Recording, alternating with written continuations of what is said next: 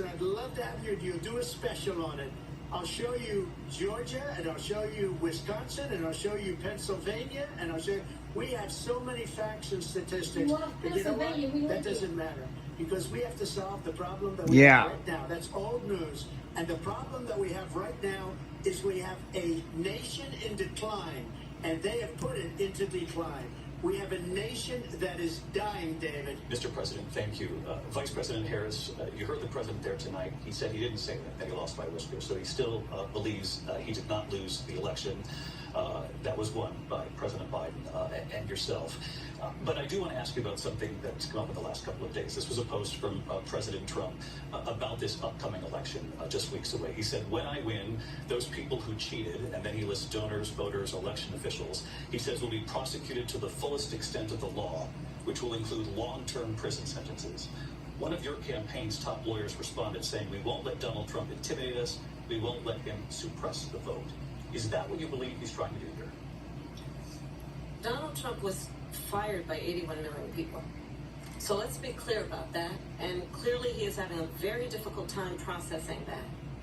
But we cannot afford to have a president of the United States who attempts, as he did in the past, to upend the will of the voters in a free and fair election.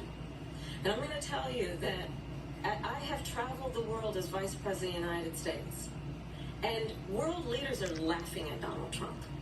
I have talked with military leaders, some of whom work with you, and they say you're a disgrace.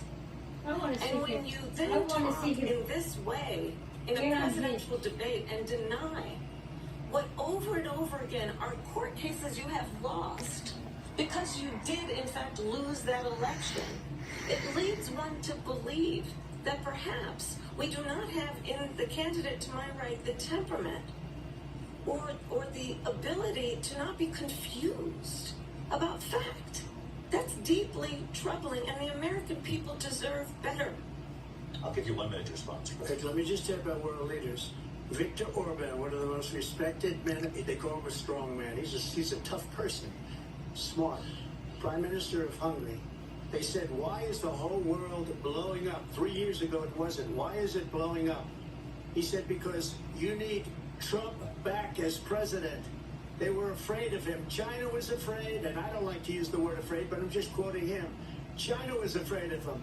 North Korea was afraid of him. Look at what's going on with North Korea, by the way.